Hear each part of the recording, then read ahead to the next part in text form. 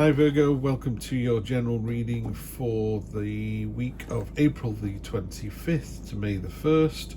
It is a general reading because obviously I'm not sat with every Virgoan on the planet, although at the moment there's only about 60 of you coming to the channel. And while I really appreciate those 60 that turn up, it does mean that maybe this reading is going to be a little bit more specific because there are so few of us here at the moment. To that end, I appreciate each and every one of you, but please do subscribe. It costs you nothing, really grows the channel in a big way. If you like a particular video, that really grows the channel, because the algorithm, YouTube pings it to other people who might be interested. So if nobody likes the video, it doesn't go anywhere. If somebody does, it moves on and it spreads out into the wider world. As ever, using the beautiful True Black deck, I'll get some clarity if we need to on a few smaller cards, straight into a Celtic cross. Virgo, let's do this. Oh, lovely. Soulmate card, Two of Cups. And okay, the Two of Wands on the top of that, 2 for 2. That's really good. Start something. Recent past, wallowing in self-pity. We don't like to see that, Virgo. Don't like to see that. Glad that's gone away. 10 of Cups. Beautiful card. The Wish card. That's really nice. Down at the bottom, the subconscious, your gut feeling, what's going away from the situation, is the Seven of Pentacles. Time for maybe, not resting on your laurels, but taking a bit of a break and looking where you've got to.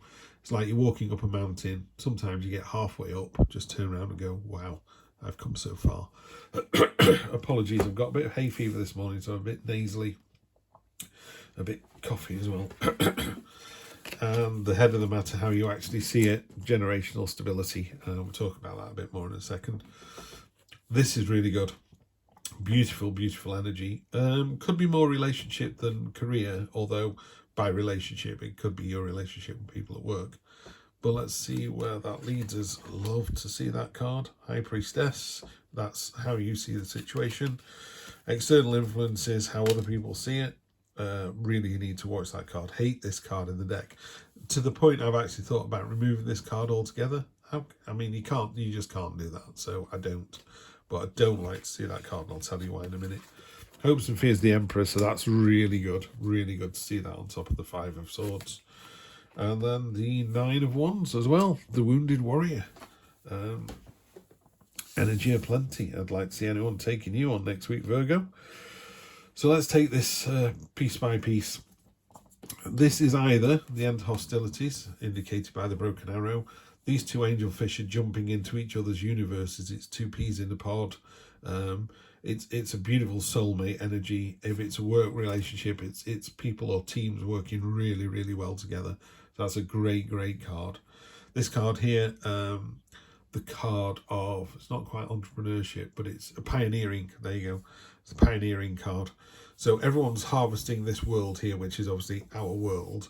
And the harvest, there's a finite resource, isn't it? Meanwhile, you've had the ability to kind of think outside the box and go somewhere else and do your own thing. And you're the first one there, So that's a great, it's like, this is already working really well. Now to go to the next stage. So phase 1 complete, on to phase 2. You're near past the Five of Pentacles. That's a card of, it is a card of sorrow and a sort of lack of energy. But in a more traditional reading, it's two beggars walking past a stained glass window. It looks like it belongs to a church. So it's like, well, knock on the door of the church. They'll feed you and they'll give you a bed for the night.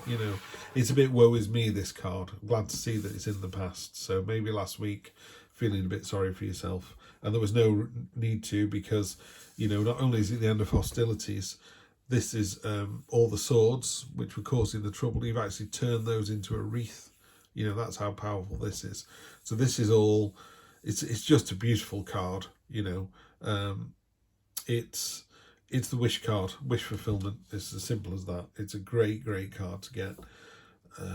And again, 10s are the completion of a particular phase. You've got 2 of them here as well.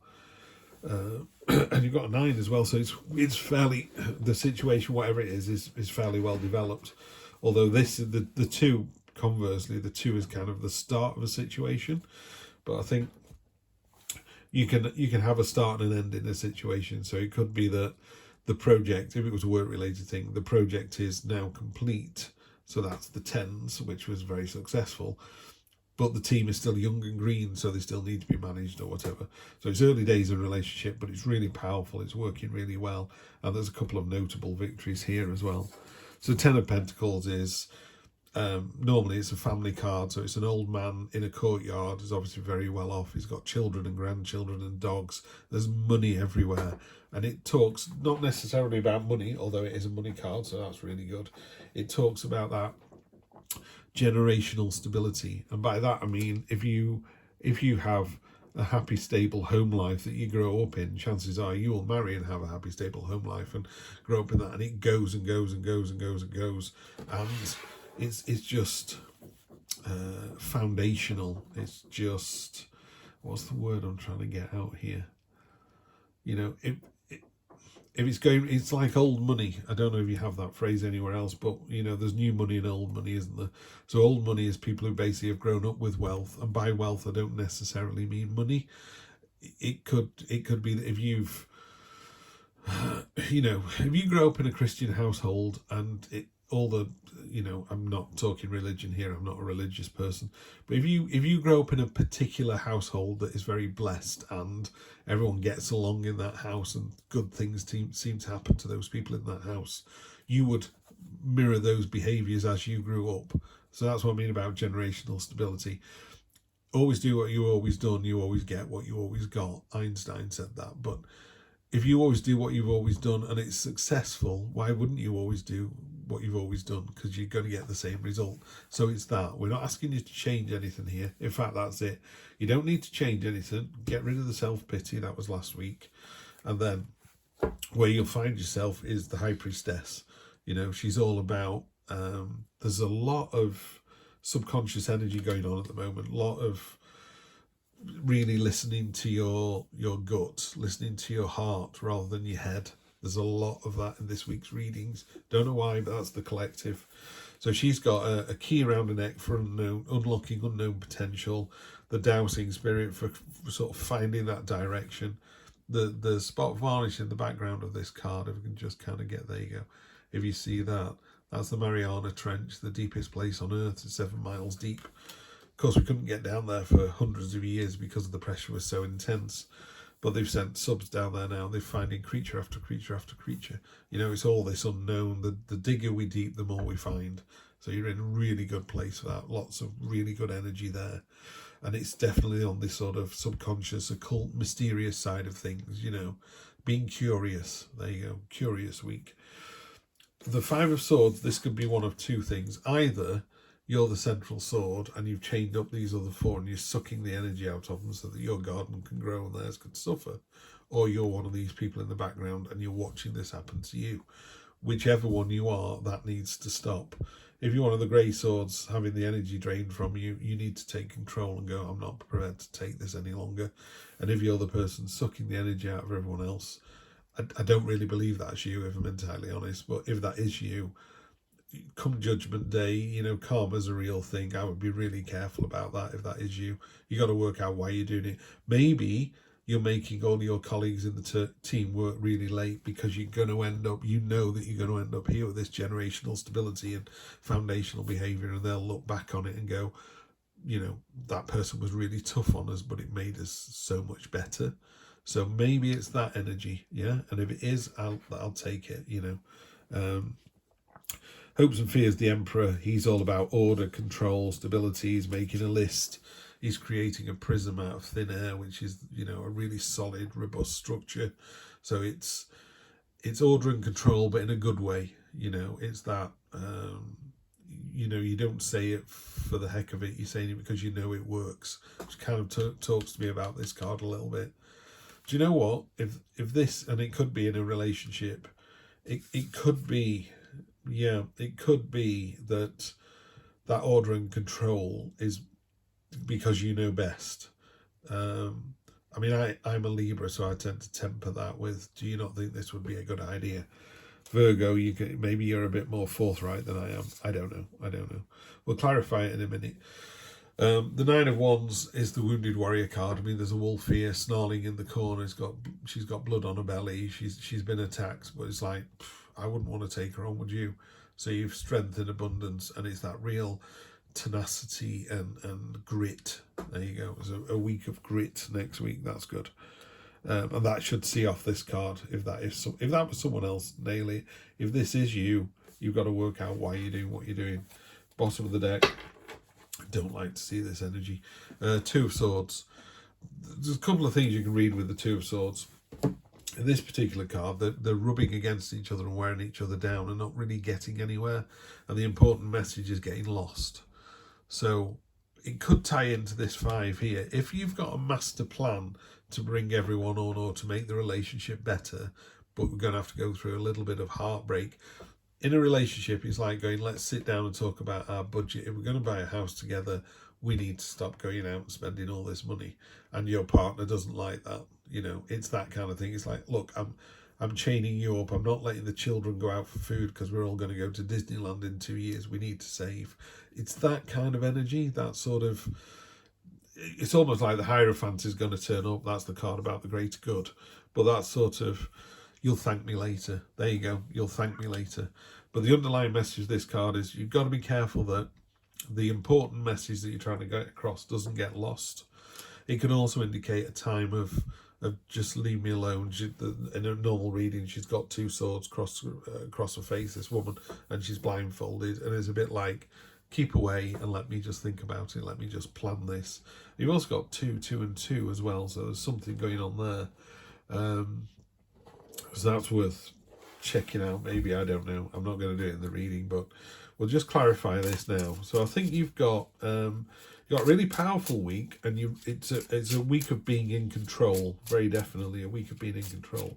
Sorry, I realise I've not talked about the 7 down here. This is I did a little bit. Sorry, dropped a card. The 7 talks about reaping the harvest. You know, it's normally a man leaning against a hoe, and he's looking at the abundant harvest on his tree, and he's thinking about it before he harvests it. So it's like, yeah, well done you, fantastic, you've done a great job, but here's a list of things that we need to do next. So it's like, tap on the back. Now move on to phase 2. Okay, let's have a look here. We have the World. That's coming up a fair bit. We have the 6 of Wands, Triumph and Victory. And we have the 7 of Wands. I call that the Lighthouse card. Okay, so what you need to do this week, it's a really good week. You're in complete control. You know your destination. You know what you're trying to achieve. Other people aren't quite so clear. You're going to score a triumphant victory next week, and these flags waving in the background, the lion has just eaten the hunter, and everyone's kind of gone, and you've gone, trust me, that's a really good thing. Now this pride of lions can all go off and do what we want to do, and they'll go, hooray, you've done it. You know, so your master plan is going to work. You just need to make sure you share it with a few people first. Same in a relationship. If your plan is to take your family to Disneyland, or your plan is to buy a house, or your plan is to move in with your partner, or to be in the same town, you know, you need to make sure that they understand what the short-term pain for long-term gain is. There you go. So yeah, I think you're putting down the seeds, because that's why you've got these 2 2s here, 3 2s actually. It's early days in this situation. Yeah, you know it's all going to work out because it's worked out for you in the past. This is what you're dreaming and wishing for. So you know your master plan. That's what it is. You know your master plan. You just need to execute it. You do that, you're in for an absolutely fantastic week, because the World is all about that completion. The Fool goes all the way through the journey of the tarot. He ends up at the World. It's a portal. He steps through it. He goes to another level. He goes to another plane. He goes to another adventure. Or he goes back round and try again. Yeah. So I think you've got a master plan. You know what it is. You just need to implement it. But do share it with other people. You don't need to drag them along. I think if you tell them what you're trying to do, yeah, you won't be having these battles with people where you're trying to go, trust me, I know what I'm doing. I know what I'm doing. This ends up really good here, these 2 10s. It's going to be a really interesting week. I'd love to hear how your week is next week. So you'd have to comment not on this reading, but on the result of this reading. Because I always think these tarot readings are weird because I'm doing them for next week, but I don't know if your week turns out like I said it did. But I really hope it does, because it's going to be an absolute stonker if it does. So have a fabulous week. I will see you next Sunday for more of the same. Take care.